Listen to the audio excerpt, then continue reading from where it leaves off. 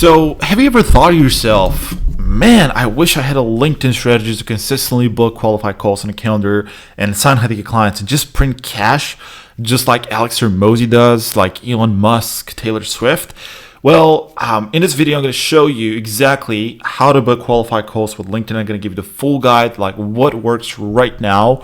And this is what you're going to get out of this video. So how to book 5 to 10 pre-qualified calls every single week on LinkedIn, obviously with your ideal clients so that you can sign clients. And like, I'm just telling you this simple to the point guide that actually works. So let's get into it, right? So first of all, you need to understand the platform and the competition. So what do I mean by that? You need to understand like the pretty much how LinkedIn works as a platform as a whole. So what I mean by that is that LinkedIn is very, very competitive. It's just very competitive. So what it means is that there are a lot of people pitching on this platform. So your clients, most likely, they're getting bombarded with pitches all the time. So the reason why this is really important is because the most important thing in this case is that you got to stand out. So you got to stand out because, for example, if you see a strategy, like you watch a video on YouTube just like this one, and someone shows you like a set of scripts and you're just copying those scripts in your niche and you're testing them, you're not going to stand out because you're doing the same thing everyone else is doing. So because the LinkedIn platform is very competitive, it means that you really need to stand out and you really need to spend some time thinking about how you can differentiate yourself from your competitors. Okay, so this is the single most important thing. You got to stand out and you got to understand that LinkedIn, more than any other platforms, is just super competitive. So if you don't stand out, then you're going to be automatically placed in the same box inside the mind of your prospects, and they're going to think like, hey, this guy is just like the same competitor, like, you know, the same provider, the same person who wants to pitch me something. So again, it's really important that you stand out. So next, let's talk about the pyramid of priorities when it comes to business in general, to be honest. So like, when you think, okay, like, how do I stand out? Well, the number one most important thing to take into consideration when you're trying to differentiate yourself, you're trying to get good results, is the offer itself, right? So the offer is exactly what you promise to your clients, right? Like, what is the promise that you're delivering? What are the, guarantees, risk reversals, and all that kind of stuff? The offer is the most important thing. Then the messaging is the second most important thing, which is going to have a huge impact. And your offer is heavily going to influence the messaging anyways. So just so you know, this is basically how it works. So I see people all the time, and this is why I'm showing you this, because I see people all the time like just stressing out about like the exact strategy that they're using or like the specific like automation and stuff like that. Look, all of that is like almost useless as long as your offer is dialed in and as long as you have a decent message structure, essentially. So the priority is or shouldn't be on like the strategy or like how exactly do I automate this step right here, or like I just need the right strategy. No. The priority should be the offer. So just getting that dialed in and then having a pretty good messaging, because again, the messaging is either way going to be heavily influenced by the offer. Now I have other videos on my channel about offer, like how to create really good offers and all that kind of stuff, so you can just watch other videos, because in this one I'm not gonna like talk about the offer. I'm just gonna explain how to get clients with LinkedIn. So this is the first thing that you need to understand. Like, just understand the platform, understand how competitive it is, and understand that you need to stand out. You just cannot copy what other people do and expect to get any results at all. Okay, so it's just brutal. This is how it is. This is how today's market is. So you just really gotta spend extra time to think, what makes me unique? How can I be superior compared to my competitors? How can I be better than my competitors? So it's really important that you go through those things first. Now let's talk about the second thing, which is really about messaging. And messaging is really simple when you have your offer dialed in the right way, but like the messaging is really simple. So first of all, I want to show you a proven framework. I'm just gonna like show you everything, like I'm not going to hold anything back. So I'm just going to show you everything because it's really simple. If you just use the structure, is just going to work. So this is the initial message where essentially it's like a permission-based framework. Like, hey, you mentioned the number one most important thing to your clients, and then you just ask them for their permission. Hey, can I send you more info on this? Or like, would you like to see a 2-minute video or stuff like that, or whatever. But this is the initial message. We're going to follow up 2 times, right? If they don't reply. And then obviously, if they do reply, you're going to send them a VSL. And then you are going to have 8 follow-ups for the VSL where we use like funny images, memes, and like, just jokes, right? So just funny stuff right here. And then obviously if we send them the calendar link, but they don't book the call, again, we're going to have like 8 follow-ups here as well. So it's just really simple. But I just wanted to show you this messaging structure so that you don't ever need to like think, okay, well, what structure do I need? Like, what does the campaign need to look like? Like, it's just simple. If you're going to follow the structure, right, where you have like an initial video, you have a couple of follow-up messages, and then you send the VSL, and then you have some follow-up messages for the VSL, and then you send the calendar link, and you're going to have some follow-up messages for a calendar link. Like, if you're just going to use this structure, you are going to be all good when it comes to the messaging itself, right? So you're going to be all good. Now, here is the thing, okay? Like, again, it all comes down to having a good offer and a good messaging overall, right?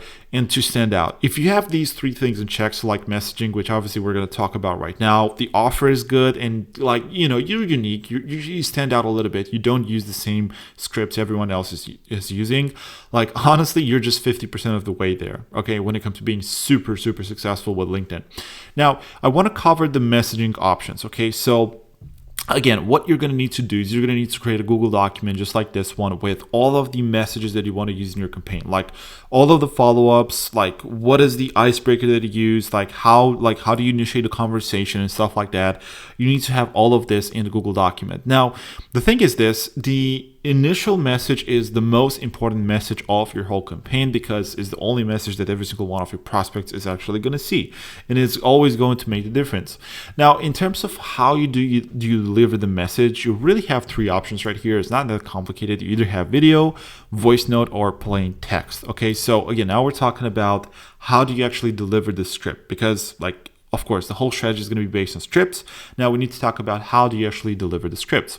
And again, it's just video, voice note, plain text. These are your only 3 options. Now, when it comes to you choosing the right strategy to actually do it, well, first of all, you need to think about where do your clients spend, how do your clients spend most of their time. So I'm just going to give you a couple of examples, right? Like this is what I learned as well from one of my clients is that, who was targeting lawyers.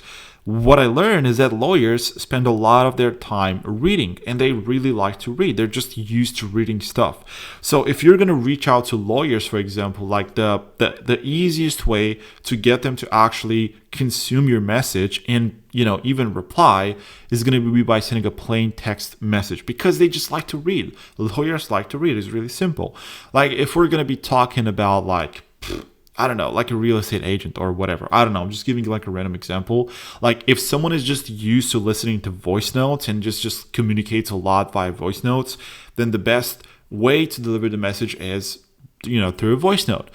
If you're going to be targeting like, I don't know, say like agency owners or like slightly younger people who prefer to consume videos, like, I don't know, maybe they're, spending a lot of time on reels and stuff like that on TikTok, then probably the most engaging way for them to consume your message is going to be through video. So that means that you need to send video. So whether you deliver the first message, and again, I'm just talking about the first message because it's the special one, right? The most important one. So specifically talking about the first message, when you think, okay, well, how should I deliver it? These are your 3 options, and it's all going to be based on your ideal client and how do they spend their time. Do they prefer to read? Do they prefer to listen? Do they prefer to watch? Based on that, again, you're going to choose a format and you're just going to stick to it and you're going to test it. All right. So again, I've shown you this proven messaging framework. Like this is from, one of my clients' business. So it works. It signs clients. It produces super good results. So what it can do is it can just stop the video and then just look at the follow-up messages, look at the, just take the structure and just use it. Because again, the actual strategy itself is not that important. As long as you stand out, you have a good offer and you have a decent messaging. So this is what I wanted to show you about messaging. Again, this is a proven framework, and obviously it has all the follow-ups, which is really important. It's really important for you to follow up in time. Now, let's talk about this because I don't see a lot of people doing this, and I think that this is the single most important that you can do in your business, especially if you are in the beginning phases. When you're really just testing a strategy or you're testing an offer or stuff like that, you need to collect feedback from your clients. So whenever you're going to message someone on LinkedIn, they're just going to, respond with no. It's totally normal, and right? Like more often than not, like people are just going to say no, they're not interested. Now, the really important thing, especially in the beginning, is that you got to take their feedback. Like you got to ask for feedback. What specifically made them say no, and you need to understand why. This is really important, like not necessarily because you're trying to be pushy or stuff like that, but it's because this feedback is going to help you understand like what exactly is broken about like my whole strategy. Like, is it the offer, right? Is it that they're just not the right people? Maybe like, is it the targeting that's broken, or is it just the messaging itself? Like it didn't resonate with them. Like maybe they had the problem that you solve, but the way you explained the process, or like the way you structured your VSL or whatever, just didn't resonate with them for some reason. So the reason why asking for feedback whenever someone says no, it's so important is because it helps you understand which variable doesn't really work, because it's all about variables. Like every single strategy out there that you're going to be using, like whether that's LinkedIn, I don't know, even like paid ads or like Instagram or whatever, is going to have multiple variables, and every single variable is going to influence your results. And so again, asking for feedback is going to tell you like what variable is broken. So let me give an example. Like, okay, let's just say that I reach out to someone and they say, no, I'm not interested. No, thanks. What I'm going to do is I'm just going to send them this exact message, right? Obviously, like you would personalize it a little bit. You would adjust it based on your offer and based on what they said. But if someone said like, hey, I'm not interested at the moment, I'm just going to use their words and I'm going to ask for feedback. Why? Hey, no worries at all, right? Just to kind of diffuse the situation. I appreciate your transparency. Can I ask for feedback, right? I'm justifying why I'm asking for it because it's much more likely that I'm going to get a response this way. What specifically made you say you're not interested at the moment? No worries either way, just looking to learn. Okay, so you're diffusing the situation, and they know that if they're going to give you an answer, you're not going to try to aggressively sell them. Like it's just for feedback, right? Which is true. Like you're just asking for feedback. And this is going to give you like, again, super valuable information, because like if they say, hey man, I just don't need what you're offering. It's just as simple as that, right? I'm just not your ideal client. Well, you know that the targeting piece like essentially failed here. If they say, well, like for example, if you promise like I'm gonna help you get clients, and they're gonna say like, well, that's good, but we need more clients or whatever. Well, that definitely means that your offer is not that great. Like you need to work on your offer, right? But if someone is gonna say like, hey, well, I think all you do is useful, but I just didn't resonate with your style of doing things. Well, that tells you that the messaging is the piece that's not really working as well as it should be, right?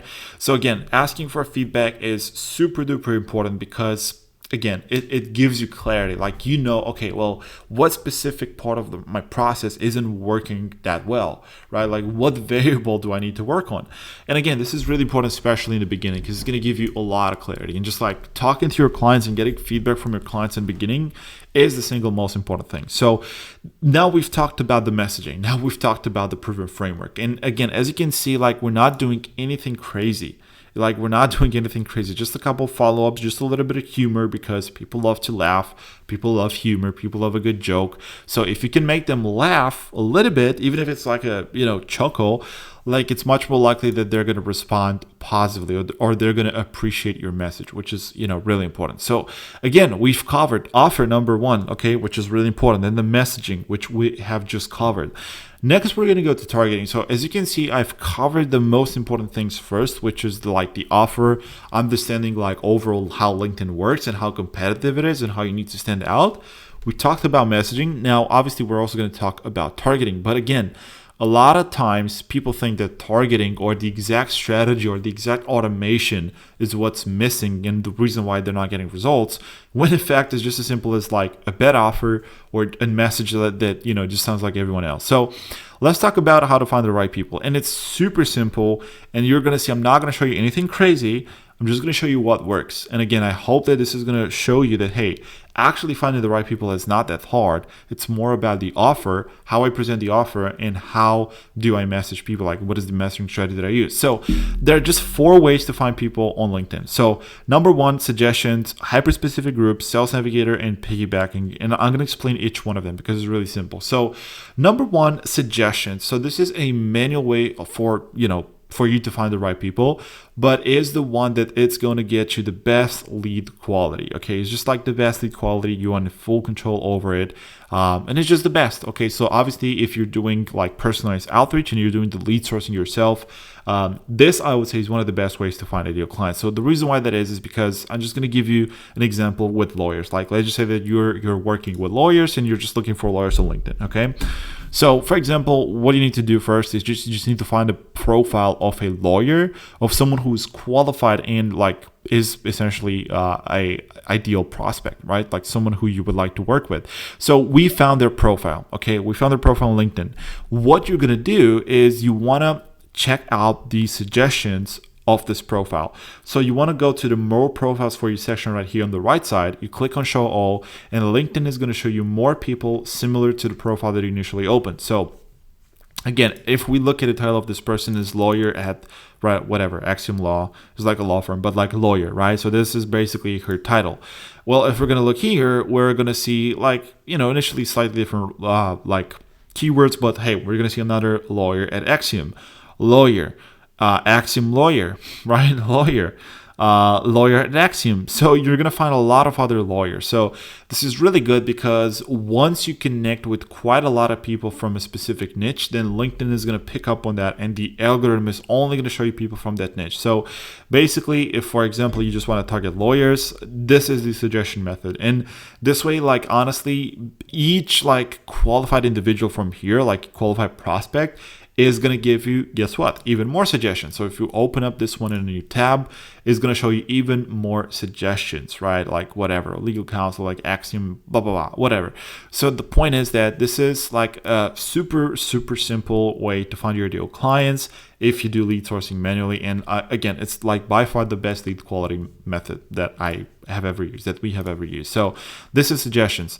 The next one is going to be hyper specific groups. So this is, for example, like if you are working with coaches and consultants, right, and you're targeting the coaching consultant market, what you can do is you can just find a hyper specific group that's specifically built for coaches. Or like, for example, hey, if you work with life coaches, there you go. This is like, a super targeted group with life coaches. So what you can do in here is just click on show all.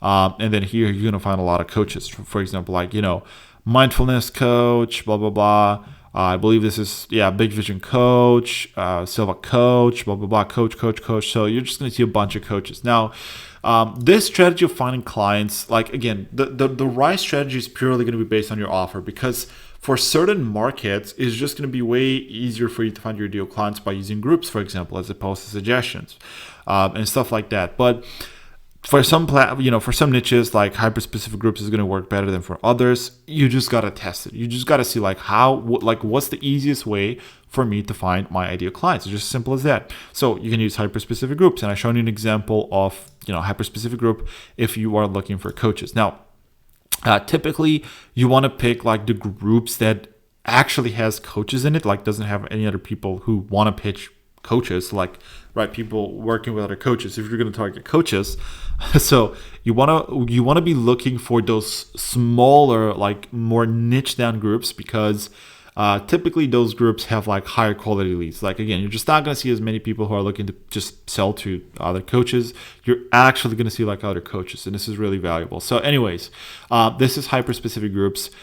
Next one is LinkedIn Sales Navigator. So, for example, hey, if you're looking for CEOs of manufacturing companies, like let's just say that you work with manufacturing companies, it is really simple. I'm not going to teach you how to use Sales Navigator in this video, but I'm just going to like show you the option basically. So what you can do is you can obviously like select, hey, if they're self-employed, like if you want to target the owner, you can like choose the geography, like you can choose you can play with a bunch of different filters right here. You can use it, like even search for keywords.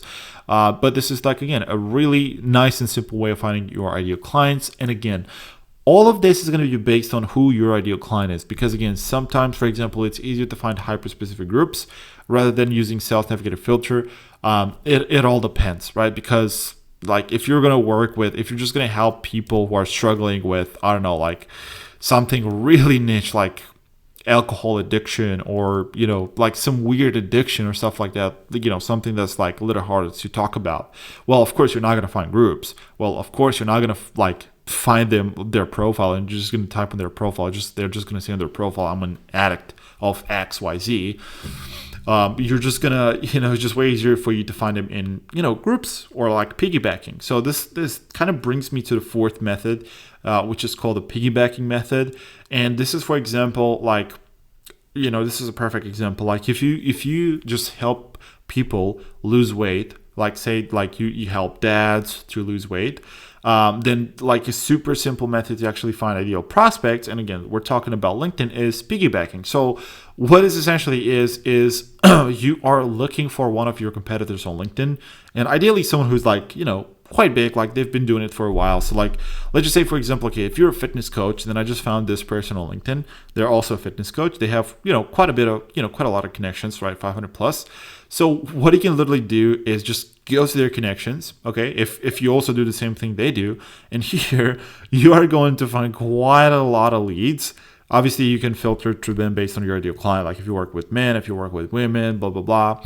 But the point is that you can use the leads and the network of your competitors to get leads and to try to get clients, because essentially what they've already done the hard work for you, right? Like if you can find one of your competitors and for a fact that they do the same thing you do, they have the same audience, then what you can do is really simple, is you just go to their connections, go to their followers or whatever, and there is where you're going to find a lot of people, right? A lot of people who are most likely your ideal clients as well. So this is called the piggybacking method, where you just like using one of your competitors for leads. So it's just simple.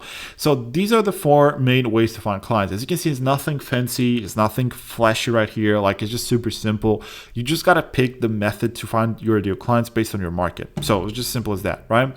Now let's talk about automations. And as you can see, like you probably expected in this video that I'm going to spend a lot of time, talking about automations and stuff like that. But again, this is like it's so insignificant. Like you should be spending most of your time working on your offer, because if the offer is good, you're just going to get clients. Then you want to work on the messaging to make sure that you differentiate yourself. Then you want to work on the targeting, like how to actually find your ideal clients, right? And how to make sure that they're qualified.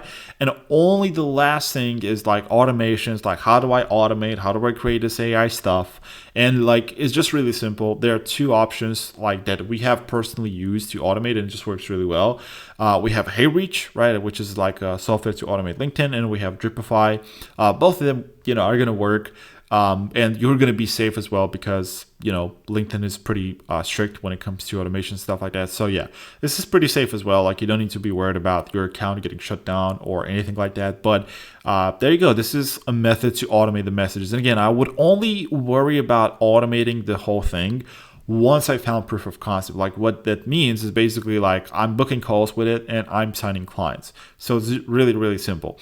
Now let's talk about tracking, because again, we started talking about like getting results and like how do you know that your process works. And this is really important. Like tracking your data is the single most important thing, because it gives you clarity. It gives you clarity on like what part of your process doesn't work, where do people drop off, and what do you need to improve. So there are just a couple of crucial things that you need to track, and like pretty much this is going to save you. So number one, number of messages sent. So this is essentially how many messages you've sent. And when I say messages, I just mean like how many leads have you contacted, right? So number one, how many messages have you sent? This is how many leads you have reached out to. So you want to keep a track. You want to keep track of this because this is essentially the input, like what enters the system. Next, you want to track how many people have replied positively to the permission message. Okay, so like for example, if we go to again like the structure of the campaign, the messaging structure, this is the permission message, right, which is the first message or the follow-ups. So you want to keep track of how many people replied positively to this message, because again, guess what this metric is going to tell you? This metric right here is going to tell you how effective the permission message is, like how effective the first message is. So guess what?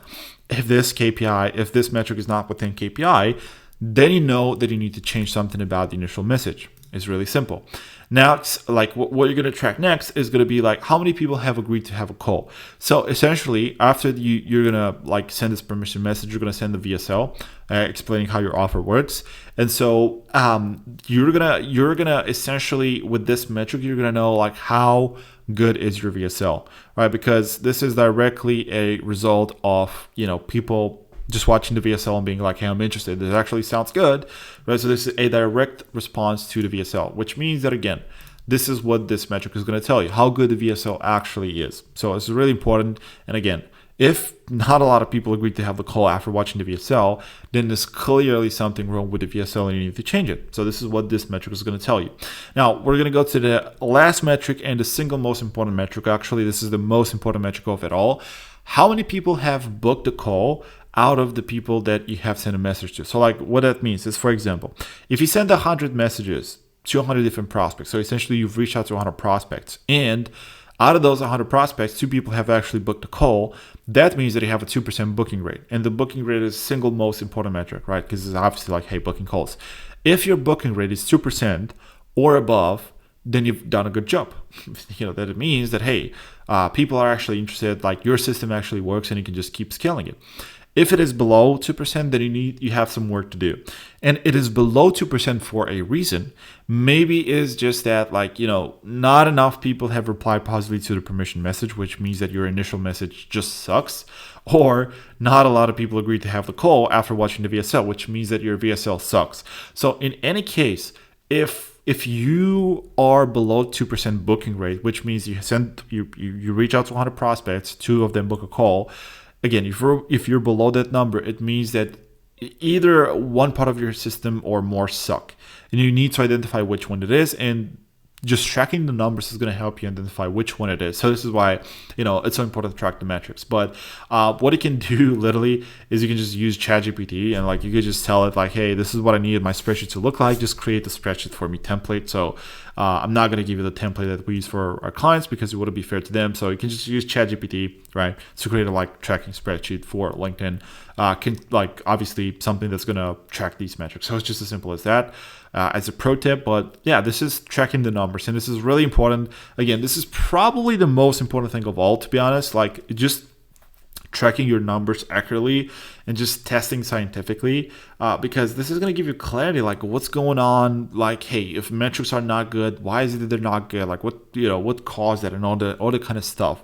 So it's really important that you track your numbers. So let's talk about the last thing, which is really scaling. And if you remember, right, because we've taken a look at this little Illuminati we are drawing right here, the last thing that you need to worry about is the scaling strategy, because again, it's in exact order. The offer is the most important, then the messaging, then the targeting, and only after you've absolutely nailed all of these components, then you can worry about how to actually scale. And I'm going to explain how to scale on LinkedIn because it's pretty straightforward. So what does scaling mean? Scaling basically means getting more inputs through a system that already works, which again means that you have a system where you know for a fact that the booking rate is 2%. So that means that you've been running that system for 2 months, and for those 2 months, you got a minimum of 2% ABR. So month 1, for example, maybe you got 3% ABR. Month 2, maybe you got 2% ABR. If that's the case, then hey, overall, the performance of your system is above 2% APR, so that means that you are good to scale. And again, scaling means just putting more inputs through a system that already works. Now, how do you send more inputs? By more inputs, I just mean messaging more people. Now, because you have constraints on LinkedIn and you just cannot randomly just message more people with your profile, it's just not possible. The only way to scale on LinkedIn is just by getting more accounts. It's just the single most effective way. Yes, you can use the same account and you can comment on people's posts. You can use emails, you can do a lot of things, and we've tried pretty much everything. But if you want the single lever that's just going to triple your business overnight, is just getting more accounts. Okay, so how do you get more accounts? The thing is this.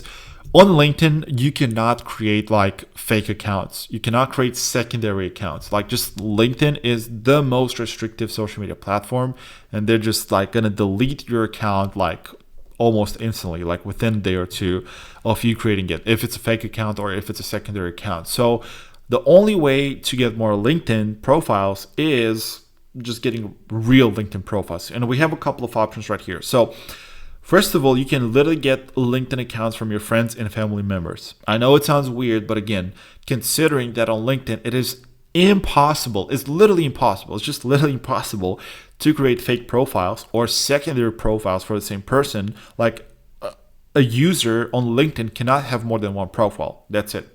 Right? That's the end of it. So that means that, hey, you need to get creative, right, in order to scale LinkedIn. So the first method is just going to be like just getting the LinkedIn accounts from your friends and family members. Like get the LinkedIn account of your girlfriend, get like your dad's LinkedIn account, your mom's LinkedIn account, your sister's LinkedIn account, or whatever it is.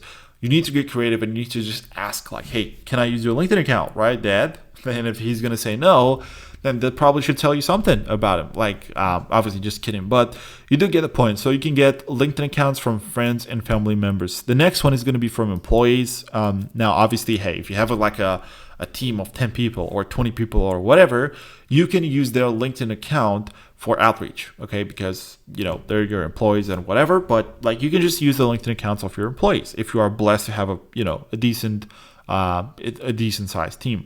Now, the next way to get it is through accounts dealers from your network. So this sounds kind of sketchy and kind of weird, but I promise it's nothing sketchy. So what this basically is you just asking around your network, maybe like friends, maybe like people if they know anyone or if they themselves are willing to rent their LinkedIn account. So what that means is that you would actually pay them every single month for using their account. And what you can pay them is really anywhere from $50 per month to, $100 per month, right? So for using their LinkedIn profile and getting clients. And when you do the math, like a good LinkedIn profile is going to bring you a 10x return of investment, essentially ROI, or it can bring you like a 7x ROI. And if you're thinking about that and you're comparing it with paid ads, it's just worth it to to rent LinkedIn accounts and to pay money for LinkedIn accounts. It just makes sense because the ROI is so good, especially if you have a high ticket offer. Even with pretty bad metrics, you can easily get a 5x or like a 6x return on investment if you just buy more accounts, if you just rent more accounts. So it's a great way to do it. But specifically, you can find like younger people, like maybe like students, right? They need money for it. So what you can do is just literally find someone who's in university or who is in high school.